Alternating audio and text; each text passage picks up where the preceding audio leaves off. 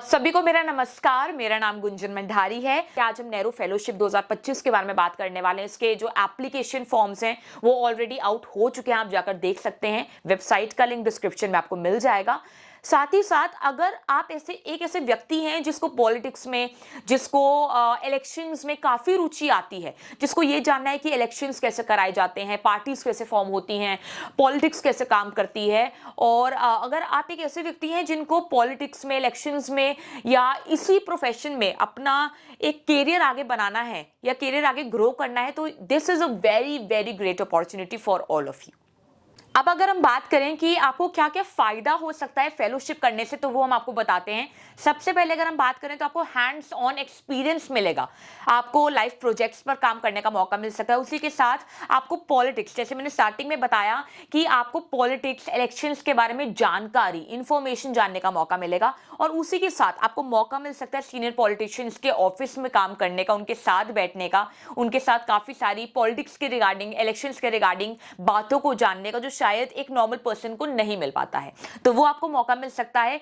Political consulting firm में आपको उनके साथ काम करने का मौका मिल सकता है। और उसी के साथ पॉलिटिकल रिसर्च एंड स्ट्रैटेजी पर काम करने का आपको एक बेहतरीन मौका इस फेलोशिप के द्वारा प्रदान किया जा सकता है।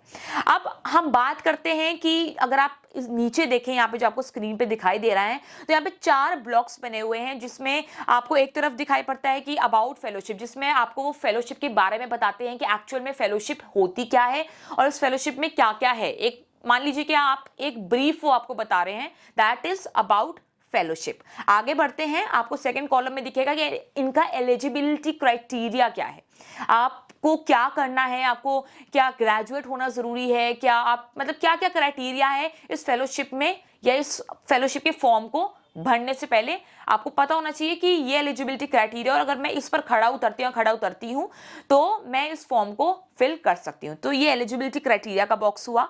उसके बाद अगर हम थर्ड बॉक्स पे चलें तो वो ये लिखा हुआ है कि why be a Nehru fellow, आप क्यों बनना चाहते हैं एक नेहरू फेलो, आप क्यों नेहरू फेलोशिप में ही एनरोल करना चाहते हैं, तो इसके बारे में हम आगे जानेंगे। उसके बाद एक और कॉलम बना हुआ है जो फोर्थ कॉलम है, जिसमें है कि what to expect, What do you expect या what to expect from this fellowship, तो वो आपसे जानने चाह रहे हैं या वो आपको बताना चाह रहे हैं, इसके बारे में भी हम आगे जानेंगे। और जो जैसे मैंने आपको शुरू में बताया कि जो वेबसाइट का लिंक है वो आपको डिस्क्रिप्शन बॉक्स में, अगर आप देखेंगे इस वीडियो में, आप नीचे देखें तो एक कमेंट सेक्शन का बॉक्स है, डिस्क्रिप्शन बॉक्स है, आप उस पर क्लिक करें तो आपको जहाँ पे टाइटल लिखा है वहाँ पे आप क्लिक करें तो आपको डिस्क्रिप्शन सारी मिल जाएगी और वहाँ पे आपको लिंक भी मिल जाएगा इस फेलोशिप में एनरोल करने के लिए। आगे बढ़ते हैं, अगर हम बात करें सबसे पहले कि एलिजिबिलिटी क्राइटेरिया क्या है इस फेलोशिप में एनरोल करने के लिए, तो इसका जो काफी जो फेलोशिप्स होती है उसका एलिजिबिलिटी क्राइटेरिया काफी मुश्किल होता है कि आपको पर्टिकुलर इस कोर्स में एनरोल होना चाहिए या आप इस कोर्स से ग्रेजुएट होने चाहिए, लेकिन इसमें ऐसा कुछ भी नहीं है। आपको नॉर्मली आप किसी भी कोर्स से ग्रेजुएट हो, लेकिन आपको एक ग्रेजुएट पर्सन होना चाहिए, ग्रेजुएट स्टूडेंट होना चाहिए, और उसी के साथ आपको एक इंडियन सिटीजन होना चाहिए। तो अगर आप इन दोनों चीजों पर खड़े उतरते हैं, आप एक इंडियन सिटीजन है फर्स्टली, एंड सेकंड अगर आप एक ग्रेजुएट पर्सन है फ्रॉम एनी कोर्स, तो आप इस फेलोशिप में एनरोल कर सकते हैं। आप इस फेलोशिप के जो एप्लीकेशन फॉर्म्स हैं उसमें अप्लाई कर सकते हैं। अब अगर हम बात करें एलिजिबिलिटी क्राइटेरिया की, तो इसमें और भी चीजें आती हैं। सबसे पहले अगर हम बात करें, जैसे हमने बात करी कि आपका इंडियन सिटीजन होना बहुत जरूरी है, आपको जो है ग्रेजुएट होना किसी कोर्स से बहुत जरूरी है, और उसी के साथ अगर आपको लग रहा है कि आपको एक एक्सपीरियंस चाहिए, कि वर्क एक्सपीरियंस आपको होना चाहिए, तो ऐसा कुछ भी नहीं है। अगर आप एक फ्रेशर भी हैं और अगर आपको थोड़ा सा भी वर्क एक्सपीरियंस है कि हाँ मुझे पॉलिटिक्स में इंटरेस्ट है, या आप अखबार हर दिन पढ़ते हैं, आपको थोड़ा सा भी एक्सपीरियंस है कि आपने पहले काम करा है पॉलिटिक्स में, इलेक्शन कैंपेन्स में, तो you are well and good to go for this fellowship. अगर आपको नहीं भी एक्सपीरियंस है तो कोई फ्रेशर भी इस फेलोशिप में आराम से एनरोल कर सकता है, एंड एलिजिबिलिटी एक फ्रेशर के लिए भी इक्वली एक्सेसिबल है। अब अगर हम बात करते हैं तो यहाँ पे काफी लोगों को डर रहता है कि यहाँ पे डायनामिक वर्क एनवायरनमेंट रहेगा नहीं रहेगा, है ना, या मैं वहाँ पे घुल मिल पाऊंगी नहीं या पाऊंगा। तो यहाँ पे जो है डायनेमिक वर्क एनवायरनमेंट है। तो अगर आप जाते हैं ऐसी कोई फेलोशिप में एनरोल करते हैं, अगर आप सिलेक्ट हो जाते हैं, तो वहां पर जब आप काम करते हैं तो वहां पर पहली बार डायनेमिक वर्क एनवायरनमेंट का सबसे जो बेनिफिट क्या रहता है, प्राइम बेनिफिट जो रहता है वो रहता है कि आपको लोगों से मिलने जुलने का मौका मिलता है, आपको लोगों से बातचीत करने का मौका मिलता है, और डायनेमिक वर्क एनवायरनमेंट में आप काफी तरह के लोगों से मिलते हैं और आपको काम करने का एक सलीका, एक तरीका पता चलता है। तो ये है कि डायनामिक वर्क एनवायरनमेंट भी वहां पे रहता है और फ्रेशर है तो भी आप इस फेलोशिप में आराम से अप्लाई कर सकते हैं। और उसी के साथ यहाँ पे एक्सट्रीम ओनरशिप ड्राइव भी है जो कहीं ना कहीं आपको इस फेलोशिप में आगे हेल्प कर सकती है। अब अगर हम बात करते हैं कि जो सबसे पहला ब्लॉक हमने देखा था कि वाई, जो थर्ड ब्लॉक था उसमें लिखा था कि why be a Nehru fellow, आप क्यों बनना चाहते हैं एक नेहरू फेलो। तो इसमें यह लिखा है कि अगर आप पॉलिटिकल कंसल्टिंग में थोड़ी सी भी रुचि रखते हैं या अगर आप उसमें कैरियर बनाना चाहते हैं तो आपके लिए फेलोशिप सबसे बेस्ट फेलोशिप मानी जाती है। अगर आप मेरा पर्सनली एक ओपिनियन माने, एक एडवाइस माने, तो मुझे खुद पॉलिटिक्स में बहुत रुचि आती है और कहीं ना कहीं अगर हम इलेक्शन कैंपेन्स देखें या हम इलेक्शंस देखें, पॉलिटिक्स देखें, तो पॉलिटिशियन से बात करना, सीनियर पॉलिटिशियंस के ऑफिस में काम करने का अगर आपको मौका मिल रहा है तो इससे बड़ी बात और कुछ नहीं हो सकती है। और जब आप उनके साथ काम करते हैं, आप पॉलिटिकल कंसल्टिंग फर्म के साथ अगर आपको काम करने का मौका मिलता है तो क्या क्या बेनिफिट्स होते हैं, मैं वो उसके बारे में भी आपको जरूर बताना चाहूंगी कि पॉलिटिकल स्ट्रेटेजीज, डेटा एनालिटिक्स और कम्युनिकेशन, ये जो स्किल्स हैं, जो बेसिकली जो थर्ड स्किल है यहाँ पे कम्युनिकेशन की, वो एक ऐसी स्किल है जो हर किसी को आनी चाहिए। और आज के समय में काफ़ी लोग हैं कि वो सोचते हैं कि ऐसी फर्म्स में काम करने से हमें क्या ही मिल जाएगा, लेकिन ऐसी फर्म्स में, या अगर आप कहते हैं ना कि जैसी आपकी सराउंडिंग्स होंगी, जैसे आपके आसपास के लोग होंगे, वैसे ही आप अपनी कम्युनिकेशन को, अपने कैरियर को वैसे ग्रो, उस डायरेक्शन में, उस सही डायरेक्शन में आप ग्रो कर पाएंगे। तो अगर आप इन सब फर्म्स में काम करते हैं इस फेलोशिप के द्वारा, तो ये सारी चीजें जो हैं, ये सारी स्किल्स जो हैं, वो आपके अंदर डेवलप होना धीरे धीरे शुरू हो जाएंगे और आपको देखने को मिलेगा। ऐसा नहीं कि आप फेलोशिप में कोई बंद के रह जाएंगे। अगर हम वही बात करें तो अगर आप पॉलिटिक्स में, अगर आप कोई भी, फॉर एग्जांपल, अगर आप होता है ना कि हम घर बैठे बोलते हैं कि ये चेंज आना चाहिए था या ये लॉ बनना चाहिए था, लेकिन आप नहीं कुछ कर सकते हैं। वो पॉलिटिशियंस, जो सीनियर पॉलिटिशियंस होते हैं या जो स्टेट इलेक्शन कैंपेन्स में रहते हैं, उनको इन चीज़ों के बारे में बहुत पता होता है। तो अगर आप पॉलिटिक्स में आते हैं, अगर आपको इन सारी फॉर्म्स के बारे में पता होता है, आप इन सारी फॉर्म्स के साथ काम करते हो, सीनियर पॉलिटिशियंस के साथ अगर आप काम करते हो, तो आप पॉलिटिक्स में अगर कोई भी चेंज लाना चाहते हो तो वो आप एक कह सकते हैं ना कि आप एक एडवाइस या एक आप प्रपोजल उनके सामने रख सकते हो कि हाँ, मैं अभी काम कर रहा हूँ या काम कर रही हूँ अभी स्पेसिफिक टाइम पर, और मुझे इन चीज़ों के बारे में पता है, मुझे नॉलेज है, and as a youth, as a person, as a responsible citizen, मेरा ये हक बनता है और मेरी रिस्पॉन्सिबिलिटी भी बनती है कि अगर मैं चेंज लाना चाहता हूँ या चेंज लाना चाहती हूँ तो मैं ये प्रपोजल रख रहा हूँ या रख रही हूँ, तो अगर आप चाहते हैं तो आप ये चेंज ला सकते हैं। तो ये सारी चीज़ें जो हैं ये आपको काफ़ी हेल्प आउट करती हैं फेलोशिप्स के द्वारा। आप अगर कोई भी पॉलिटिक्स में या कोई भी नेशन बिल्डिंग में कोई चेंज लाना चाहते हैं तो वो आप ला सकते हैं इस फेलोशिप में एनरोल करने के बाद। उसके बाद एक और हमने सेक्शन देखा था जो था व्हाट टू एक्सपेक्ट। तो इसमें फॉर एग्जांपल काफी लोगों को ये रहता है कि अगर हम इस फेलोशिप में एनरोल करेंगे तो हमें क्या क्या सीखने को मिलेगा। सबसे पहले अगर हम बात करें तो आपको 15 दिनों का, जी हाँ, आपको 15 दिनों का ओरिएंटेशन मिलेगा। उसी के साथ आपको 2 महीने की ट्रेनिंग दी जाती है। आपको लाइव प्रोजेक्ट्स पे काम कराया जा सकता है या आपको कुछ प्रोजेक्ट्स दिए जा सकते हैं और आपको ऑन ग्राउंड ट्रेनिंग भी दी जा सकती है। उसके बाद अगर हम बात करें तो आपको वैरायटी ऑफ टास्क दिए जाते हैं और ये चेंज होते रहते हैं। फॉर एग्जांपल अगर उन्होंने 1 हफ्ते बाद या 1 महीने बाद, वो उनके ऊपर डिपेंड होता है, एक स्पेसिफिक फॉर्म पे जिसके भी साथ आप काम करेंगे, वो आपको वैरायटी ऑफ टास्क देंगे जो हफ्ते बर हफ्ते या महीने बर महीने चेंज हो सकते हैं और उन टास्क पर आपको काम करने का मौका मिलेगा, जिसमें आपको काफी एक पता चलता है कि अभी दुनिया कहाँ है, आपको कैसे पॉलिटिक्स में अपना पैर आजमाना है। ठीक है, तो ये सारी चीजें आपको उन टास्क के द्वारा, उन ट्रेनिंग के द्वारा आपको पता चलती हैं। और वही अगर हम बात करें, जैसे मैं आपको पहले काफी बोल रही थी कि स्टेट इलेक्शन कैंपेन, इस वर्ड का मैंने इस्तेमाल बहुत ज्यादा करा है वीडियो में पहले अभी तक जो हमने बात करी है। तो आपको इस फेलोशिप के द्वारा you can also get a chance to be a part of a state election campaign। आप खुद सोच सकते हैं कि कितनी बड़ी बात है एक नॉर्मल इंसान के लिए, एक नॉर्मल स्टूडेंट के लिए। तो ये सारी चीजें जो हैं, जो आप एक्सपेक्ट कर सकते हैं इस फेलोशिप में अगर आप एनरोल करते हैं तो। उसके बाद अगर हम बात करें इसका सिलेक्शन प्रोसेस क्या होता है, तो इसका सिलेक्शन प्रोसेस काफी सिंपल रहता है। अगर आपको लग रहा है कि काफी क्रिटिकल या काफी ऐसा रहेगा कि मैं काफी कंफ्यूज हो जाऊंगी, तो ऐसा कुछ नहीं है। अब अगर हम बात करें इसके सिलेक्शन प्रोसेस की, तो आगे बढ़ते हैं इस वीडियो में और बात करते हैं इसके सिलेक्शन प्रोसेस के बारे में। अब अगर हम बात करें इसके सिलेक्शन प्रोसेस के बारे में, तो इसका सिलेक्शन प्रोसेस काफी सिंपल रहता है। इसमें 4 राउंड्स रहते हैं, जैसे आपको अगर स्क्रीन पे भी दिख रहा होगा या मैं आपको पर्सनली भी बताती हूँ। तो सबसे पहले इसमें राउंड रहता है प्रेलिमिनरी राउंड, इस जो राउंड रहता है इसमें आपको सबसे पहले जो एक एप्लीकेशन, इनका जो मैं शुरू से बोल रही हूँ कि इनकी एक एप्लीकेशन फॉर्म आउट हो चुका है, तो सबसे पहले आपको एक एप्लीकेशन फॉर्म भरना होता है और उस एप्लीकेशन को सबमिट करना होता है, और उसमें आपसे काफ़ी चीज़ों के बारे में पता करा जा सकता है, जैसे कि एजुकेशन बैकग्राउंड, वर्क एक्सपीरियंस, आपके सीवी के बारे में ये आपसे पूछ सकते हैं। और लास्ट में जब आप पूरा फॉर्म एक भर लेते हैं, जैसे आप देख पा रहे हैं अपने स्क्रीन में आपको फॉर्म दिख रहा होगा, या अगर आप नीचे डिस्क्रिप्शन बॉक्स पे भी जाएंगे तो उस लिंक पे आप क्लिक करेंगे तो आपको फॉर्म दिखेगा अपनी स्क्रीन पे।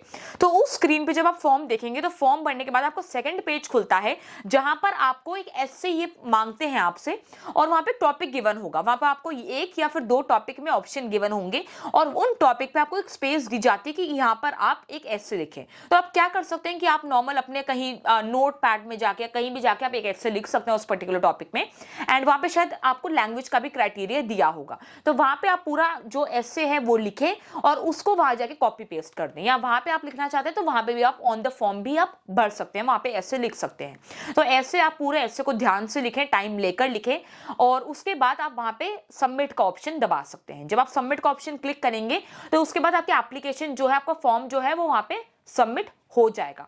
उसके बाद अगर हम सेकंड ऑप्शन देखें तो वो आता है वीडियो सबमिशन का, और ये आप तभी सेकंड ऑप्शन पर जा पाएंगे अगर आपका फर्स्ट राउंड में अगर आप सिलेक्ट हो जाते हैं, अगर आपका फॉर्म उनको काफी अच्छा लगता है, और अगर आपका फॉर्म सिलेक्ट हो जाता है तो आप सेकंड राउंड में आगे बढ़ते हैं। सेकंड राउंड यहाँ पे आता है वीडियो सबमिशन का। यहाँ पे जैसे मैंने आपको बताया पहले कि अगर आपका फर्स्ट राउंड सेलेक्ट होते हैं आप, तो आप सेकंड राउंड की ओर बढ़ते हैं, जहाँ पे आपको एक केस स्टडी दी जाती है, और उस केस स्टडी पर आपको एक वीडियो सबमिट करनी होती है, एंड आपको वहां पे अगर जो वीडियो सबमिशन का राउंड है, आपको सेकंड राउंड भी अपना सबमिट कर देना होता है। और उसके बाद अगर आप इतने लकी हैं कि आपका सेकंड राउंड भी क्लियर हो चुका है यहाँ पे, तो आप कांग्रेचुलेशन फर्स्टली टू यू। अगर आपको सेकंड राउंड और फर्स्ट राउंड दोनों क्लियर हो चुके हैं तो अब हम तीसरी राउंड की ओर बढ़ते हैं, जो होता है ग्रुप डिस्कशन। अब ग्रुप डिस्कशन जो होता है राउंड, ये तभी हो सकता है अगर आपका फर्स्ट राउंड भी क्लियर हो चुका है और आपका सेकंड राउंड भी क्लियर हो चुका है, तो आप आगे बढ़ते हैं थर्ड राउंड की ओर। ग्रुप डिस्कशन जो कराया जाता है वो कराया जाता है वाया ऑनलाइन कॉल। आपको एक कॉल के द्वारा आपका एक ग्रुप डिस्कशन राउंड कराया जाएगा, जहाँ पे और भी शायद बच्चे हो सकते हैं जो सिलेक्टेड स्टूडेंट्स होंगे सेकंड राउंड और फर्स्ट राउंड से, और उनके साथ आपको एक पर्टिकुलर टॉपिक दिया जा सकता है जिस पे आपको ग्रुप डिस्कशन करने को वो बोल सकते हैं। और उसके बाद अगर आप थर्ड राउंड में भी क्लियर हो जाते हैं, उसके बाद आप आगे बढ़ते हैं फोर्थ राउंड की ओर, जहां पे पर्सनल इंटरव्यू आपका कराया जाता है, जो सिर्फ और सिर्फ उन बच्चों के लिए होता है जो सिलेक्टेड होते हैं, जो फर्स्ट, सेकंड और थर्ड राउंड में सिलेक्ट हो जाते हैं, उनका एक पर्सनल इंटरव्यू। जैसे थर्ड राउंड में मैंने आपको बताया कि आपको एक ग्रुप डिस्कशन कराया जाता है, जो काफी और बच्चे हो सकते हैं उनके साथ कराया जा सकता है वाया ऑनलाइन कॉल या वाया ऑनलाइन गूगल मीट। और उसके बाद भी अगर आप उसमें क्लियर हो जाते हैं तो आपका 1-on-1 एक पर्सनल इंटरव्यू भी कराया जा सकता है। जैसे ये तो हो गया 1 to many, कि मैं एक सिंगल पर्सन आप सभी को जो आप देख रहे हैं, आपको ये वीडियो के द्वारा जानकारी प्रदान करनी हो, जानकारी प्रोवाइड कर रही हूं, लेकिन उसमें 1 to 1 आपको एक इंटरव्यू कराया जाता है। तो ये होता है जो सारा एक सिलेक्शन प्रोसेस आप कह सकते हैं, या एप्लीकेशन फॉर्म फिलिंग प्रोसेस, ये सारा ये होता है। तो आई होप कि आपको ये पूरा जो सिलेक्शन प्रोसेस है आपको ये समझ में आ गया होगा। अब आगे अगर हम बढ़े तो आगे हम बढ़ते हैं डेडलाइंस की ओर। अब चलिए आगे बढ़ते हैं और वीडियो में और बात करते हैं डेडलाइंस के बारे में। और ये डेडलाइंस होंगी जो भी चारों चीजें जो मैंने आपको बताई हैं कि आप कैसे एप्लीकेशन प्रोसेस भर सकते हैं, आप कैसे इस फेलोशिप में सेलेक्ट हो सकते हैं। तो आगे बढ़ते हैं वीडियो में और बात करते हैं सबसे पहले एप्लीकेशन। जब एप्लीकेशन फॉर्म भरते हैं तो उसकी जो डेडलाइंस हैं, कब वो फॉर्म आउट हुआ था और क्या उसका अर्ली बर्ड है, क्या उसका रेगुलर टाइमिंग है, तो उसके बारे में बात करते हैं। चलिए सबसे पहले हम शुरुआत करते हैं एप्लीकेशन फॉर्म्स के बारे में, जो कि 1 फरवरी 2025 में 1 फरवरी को वो आउट हो चुके हैं। और अब जो उनका अर्ली बर्ड का टाइमिंग जो चल रहा है, जो एप्लीकेशन फॉर्म भरने का जो डेडलाइन है, लास्ट डेट है, वो है 20 फरवरी। तो 20 फरवरी उनकी लास्ट डेट है जो अर्ली बर्ड लोगों के लिए है। और उसके बाद आते हैं हमारे जो रेगुलर जो टाइमिंग है। तो जो अर्ली बर्ड की टाइमिंग है वो 1 फेब को फॉर्म आउट हुआ है और 20 फरवरी को इनका अर्ली बर्ड का लास्ट डेट जो है एप्लीकेशन फॉर्म का भरने का है। उसके बाद अगर हम बात करें, अगर आप घबरा रहे हैं कि खत्म हो चुकी है डेट या अभी तक मैंने फॉर्म फिल आउट नहीं किया है और 20 के आप बाद ये वीडियो को देख रहे हैं, तो आपके लिए खुशखबरी है कि इनकी रेगुलर डेट्स भी हैं। अगर आप अर्ली बर्ड में नहीं शामिल हो पाए हैं तो इनकी जो रेगुलर डेट्स हैं वो हैं 21 फरवरी, 21 फरवरी से लेकर 10 मार्च तक इन्होंने और डेट निकाली है रेगुलर कैंडिडेट्स के लिए। अगर आप अर्ली बर्ड में नहीं फिल कर पाए हैं फॉर्म को, एप्लीकेशन फॉर्म को, तो आप 21 फरवरी से लेकर 10 मार्च के बीच इस फॉर्म को फिल आउट कर सकते हैं। तो अर्ली बर्ड की जो डेट मैंने आपको बताई वो है 1 फरवरी से लेकर 20 फरवरी तक, और जो रेगुलर डेट है एप्लीकेशन फॉर्म को फिल आउट करने की वो है 21 फरवरी से लेकर 10 मार्च तक। तो ये डेडलाइन है एप्लीकेशन फॉर्म के लिए। फर्स्ट टिक। अब हम बढ़ते हैं अगली बार की तरफ, जो है वीडियो असेसमेंट। वीडियो जो सबमिशन रहता है अगर आप फर्स्ट राउंड में सिलेक्ट हो जाते हैं, तो वीडियो असेसमेंट का जो अर्ली बर्ड का टाइम है वो है 27 फरवरी से लेकर 28 फरवरी, मतलब 27 फरवरी को स्टार्ट होगा वीडियो सबमिशन का, और आपको 2 ही दिन दिए जा रहे हैं, 27 फरवरी एंड 28 फरवरी। तो अगर आप फॉर्म फिल आउट कर चुके हैं और 27 फरवरी आने वाली है, तो आप जल्द से जल्द, अगर आप सिलेक्ट हो चुके हैं तो आप वीडियो सबमिशन कर दें। और अगर अर्ली बर्ड में करते हैं वो मैं आगे बताऊंगी कि क्या डिफरेंस है अर्ली बर्ड में एंड रेगुलर में।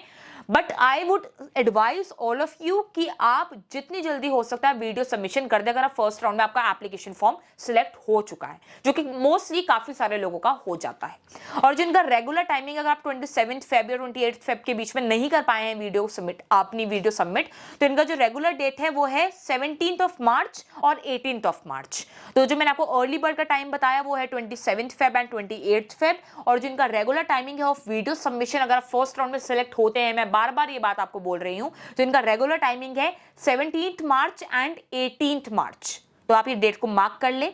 उसके बाद अगर हम बढ़ते हैं ग्रुप डिस्कशन की तरफ, अगर आपका फर्स्ट और सेकंड राउंड दोनों क्लियर हो चुके हैं, तो ग्रुप डिस्कशन में जो इनका अर्ली बर्ड का टाइम है वो है 8 मार्च से लेकर 17 मार्च। ये इनका अर्ली बर्ड का टाइम है, और रेगुलर टाइमिंग इनका है 26 मार्च, 26 मार्च से लेकर 4 अप्रैल तक। तो जो अर्ली बर्ड का टाइम है फॉर ग्रुप डिस्कशन, अगर आप फर्स्ट सेकंड दोनों राउंड में क्लियर हो जाते हैं, थर्ड राउंड पर भरते हैं जो कि है ग्रुप डिस्कशन का, तो उसमें अर्ली बर्ड का टाइम आपका है 8 मार्च से लेकर 17 मार्च तक। और जो रेगुलर टाइमिंग है रेगुलर कैंडिडेट्स को, अगर आप अर्ली बर्ड में नहीं भर पाए हैं, तो वो है 26 मार्च से लेकर 4 अप्रैल तक। अब अगर हम आगे बढ़े पर्सनल इंटरव्यू की तरफ, जो कि इनका फोर्थ और फाइनल एंड लास्ट राउंड है, अगर आप first second and third round को क्लियर कर चुके हैं और फोर्थ राउंड पे भरते हैं, तो पर्सनल इंटरव्यू जो अर्ली बर्ड के लिए है वो है 21 से लेकर 31 मार्च तक। तो ये काफी अच्छा टाइम है, 10 दिनों का टाइम है, आप आराम से कर सकते हैं।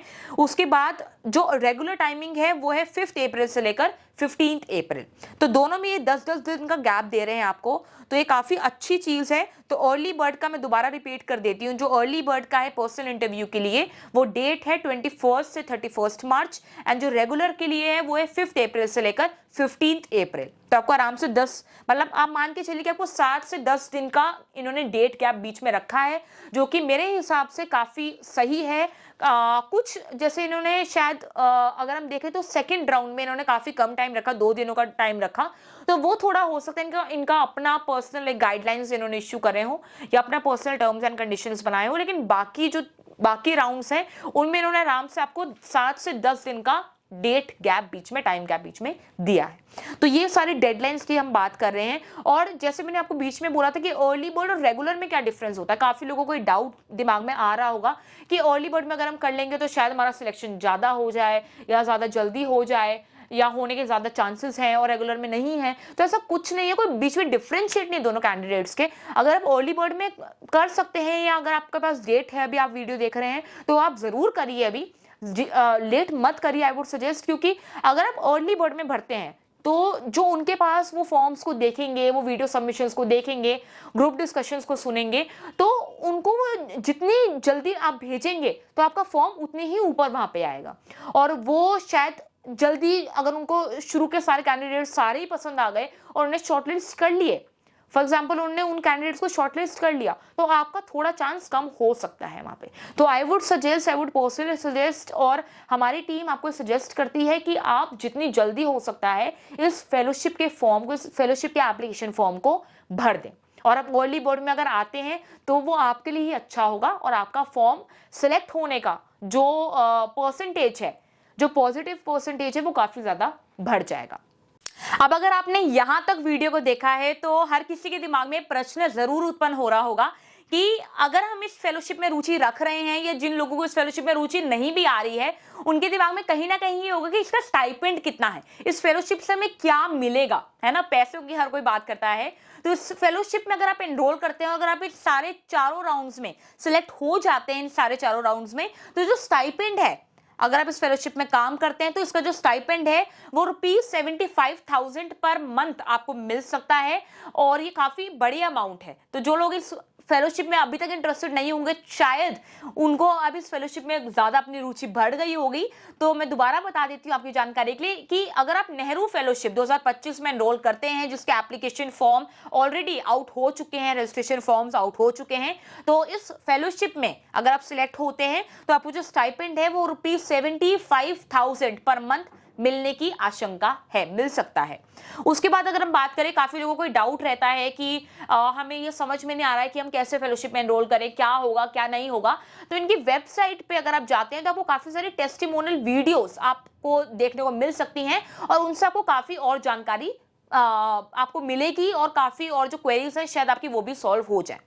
उसके बाद अगर हम बात करते हैं इनके फॉर्म की, जो इनका एप्लीकेशन फॉर्म है, उसमें काफी लोगों को डाउट रहता है कि क्या क्या होगा, क्या क्या नहीं होगा। तो काफी बेसिक डेटा है जो आपको फिल आउट करना है, काफी बेसिक इंफॉर्मेशन, आपकी जो नॉर्मल डिटेल्स रहती हैं, बेसिक डिटेल्स जैसे कि एजुकेशन बैकग्राउंड, वर्क एक्सपीरियंस, है ना, आपकी जो बैचलर डिग्री है उसकी डिटेल्स वो मांग सकते हैं, आपकी एजुकेशन बैकग्राउंड मांग सकते हैं, और आपका वर्क एक्सपीरियंस कितना है। उसके बाद आपको जो करंट सीवी है वो आपको वो फिल आउट करने को बोलेंगे। जो आपको अपना करंट जो सीवी रहेगा वो आपको अगर नहीं बनाया आपने तो आप एक करंट सीवी बना लें, जिसमें आपका अभी तक वर्क एक्सपीरियंस जो आपने अभी तक करा है, चाहे वो एजुकेशन की फील्ड में हो, चाहे वो आपका अभी तक आपने कहाँ पे प्रीवियसली काम करा है, पहले काम करा है, कंपनीज हो, फर्म्स हो, उन सारे चीजों के बारे में आप अपने सीवी में लिख सकते हैं। तो एक अच्छा अट्रैक्टिव सीवी बनाइए, और अपने एप्लीकेशन फॉर्म में वो आपसे सीवी मांगेंगे तो अपना सीवी जरूर उसमें आप फिल आउट करें।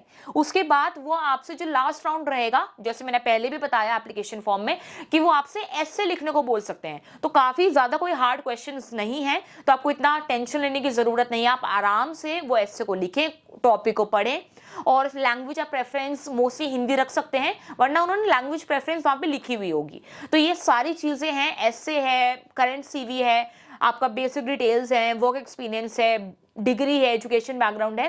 तो ये सारी चीजें हैं जो आपके एप्लीकेशन फॉर्म में वो आपसे मांगेंगे, और आराम से आप फिल आउट करिए और ध्यान से फिल आउट करिए। अब ये जो पूरी वीडियो है, अब हम इस वीडियो के अंत तक पहुंच चुके हैं, और हम आशा करते हैं, वी होप कि आपको इस वीडियो के द्वारा जितनी भी इंफॉर्मेशन इस पर्टिकुलर फेलोशिप के बारे में आपको जाननी चाहते होंगे आप, या आपको कोई भी ऐसी क्वेरीज होंगी दिमाग में, वो सॉल्व आउट हो चुकी होंगी। और वी होप कि आपको ये वीडियो काफी हेल्पफुल रही होगी आप सभी के लिए। और अभी भी अगर आपकी कोई क्वेरीज हैं, या दिमाग में आपको कुछ प्रश्न हैं कि हाँ ये कैसे होगा, ये हम कैसे कैसे फिल करेंगे, तो आपको वो लिंक के द्वारा मिल जाएगा। बट अगर आपको कोई भी क्वेरीज हैं तो आप नीचे हमारे डिस्क्रिप्शन बॉक्स में भी दिया होगा, या यहाँ पे आपको स्क्रीन पे हमारी email ID and WhatsApp number दिख रहा होगा, जिसपे आप कभी भी कॉल, टेक्स्ट या ईमेल के द्वारा आप हमें अपनी क्वेरीज भेज सकते हैं। और एंड वी विल ट्राई कि आपकी क्वेरीज को हम जितना हो सकता है उसको सॉल्व आउट करें। और बाकी सारी फेलोशिप्स की जानकारी जानने के लिए आप हमारे साथ इस चैनल पे बने रहिए। एंड अगली वीडियो तक के लिए this is me Gunjan Bhandari signing out. And हम आशा करते हैं कि आपको वीडियो बहुत हेल्पफुल और बहुत अच्छी लगी होगी। धन्यवाद।